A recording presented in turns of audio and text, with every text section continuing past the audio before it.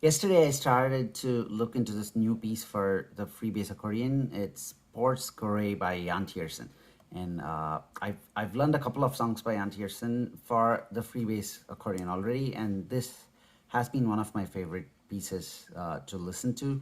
It's written for the piano, so I started learning that, but I was in for a surprise because I looked at the music and it's in the key of G flat major, six flats. So everything except for the F is flatted, and that was quite a challenge to read at the beginning, but it turned out to be a good exercise and practice to actually read notes in key signatures that I'm not that familiar with. And it wasn't that bad, it was okay. Everything other than the F is flatted. And the thing that I like about most Yann Tiersen songs is how repetitive the left hand is. Usually there's just this one chord progression that you gotta learn. So if you look at this one, it starts from here and then ends right here. So if you learn this 1, 2, 3, 4, 5, 6 measures, the chord progression in those 6 measures just keeps repeating. I'm not sure about this song, but if it were like any other song from Yann Tiersen that I've learned before, I assume that this pattern holds until the end of the song. I see the rhythm on the left hand is changing a little bit, but I'd be surprised if the chord progression itself changes. But given that most of Yann Tiersen's songs don't sound repetitive, because the right hand does like interesting variations, and they don't even sound like variations in most cases. The melody is so interesting and it harmonizes so well with the left hand that you don't even realize that it's the same chord progression that keeps going on and on again.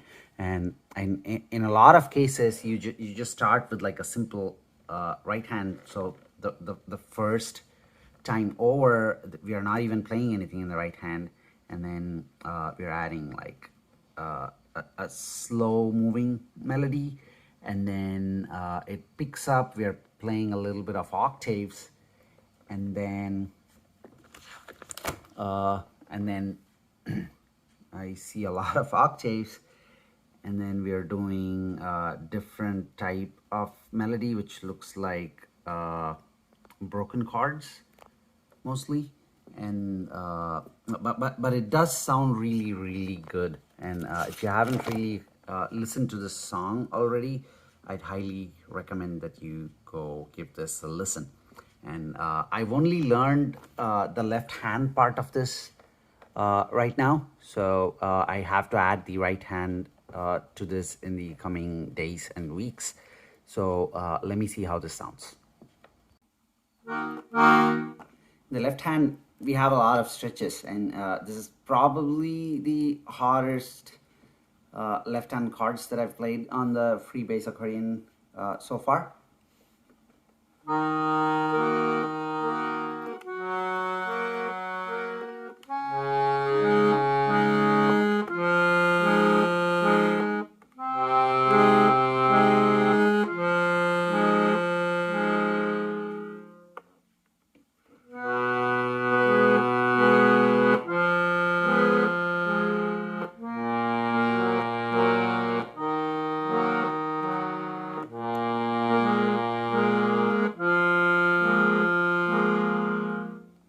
That's all of it. I'm gonna try and do that one more time.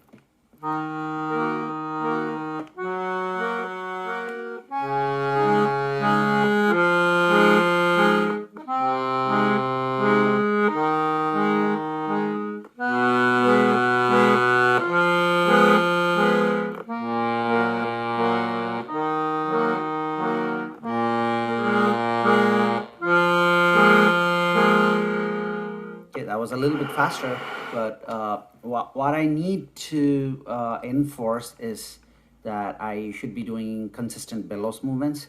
So I think I should probably be doing one measure out and one measure in, which is two different repetitions of this chord. So this part is out, and then come back for the next measure.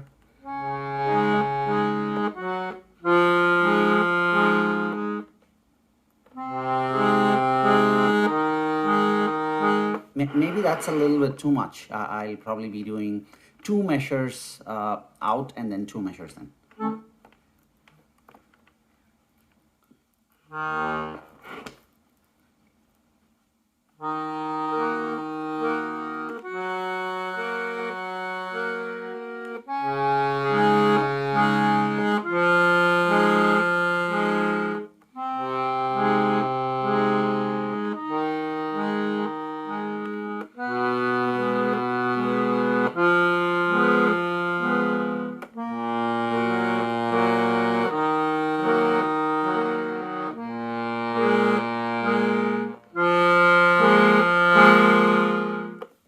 I kind of messed it up on the last iteration. So and another thing while playing the free bass is to like choose the right registers. I'm currently using the 2-octave register, but I also have the low only, the high only, and the low only. So let me see how this sounds by playing an octave lower on the 2-octave register. I know that the music has it marked where I have to be playing this, but since it's written for the piano and I'm playing this for the free bass accordion, it doesn't really sound exactly the same. So sometimes I do some modifications to make sure that the balance of the volume between the left and right hands sounds good. So let's test it out how this sounds with an octave lower. And you could also see that I'm holding down the bass notes longer for the entire duration of the chords. I'm doing that to kind of simulate the effect of a pedal on a piano, because if I just let go of this, it usually just sounds empty. So this is what the music has marked.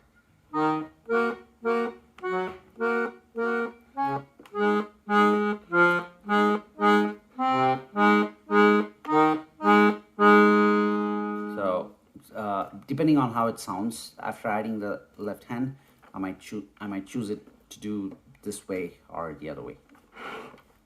So this is an octave lower. So let me see how this sounds.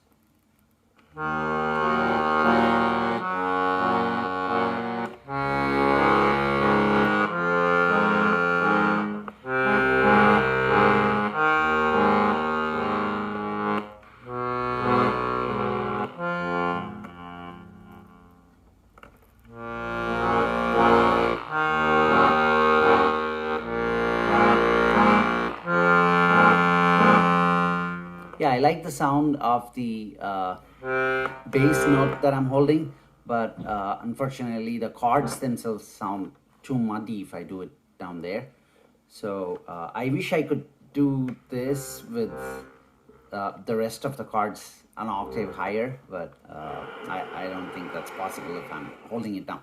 So let me try to add the right hand for this. The register that I'm gonna try for the right hand at first is the violin register.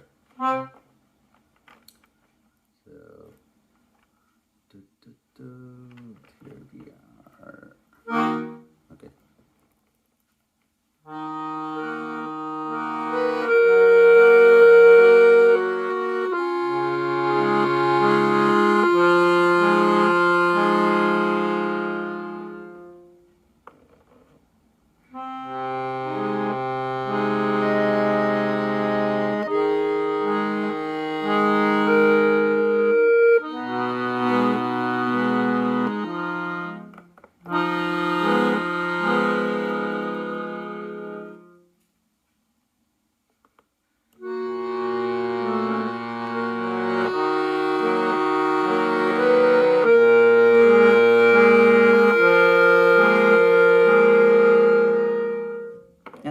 sound are all right.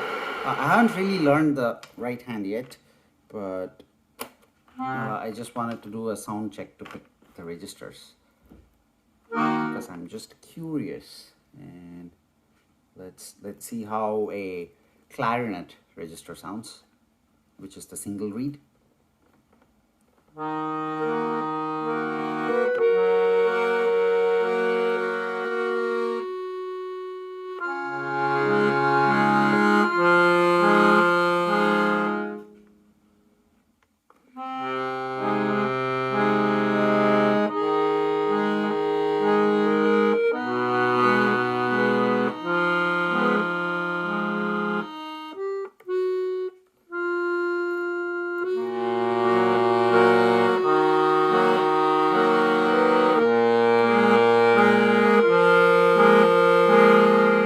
I think if I'm playing clarinet, I probably cannot play with the 2-octave.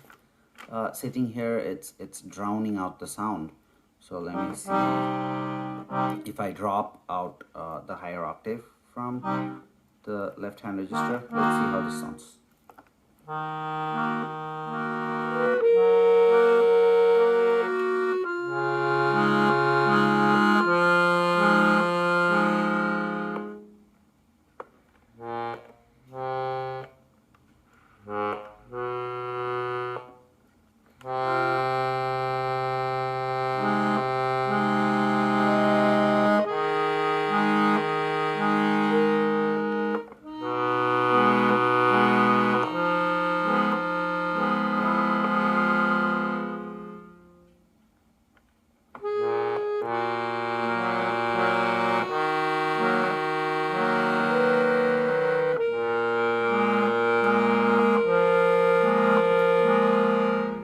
Actually like that better. So maybe I should try the violin with the single octave register on the left hand.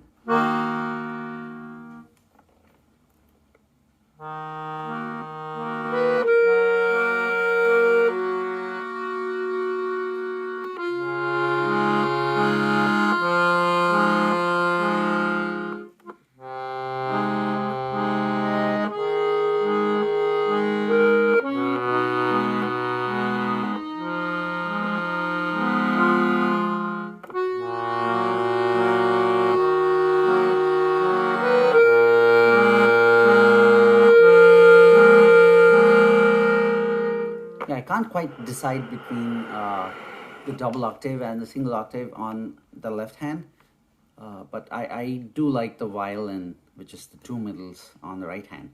So let's stick with this, and then I'm going to continue to learn the right hand parts for this, and then I'll see you in another video with practice update. See you then.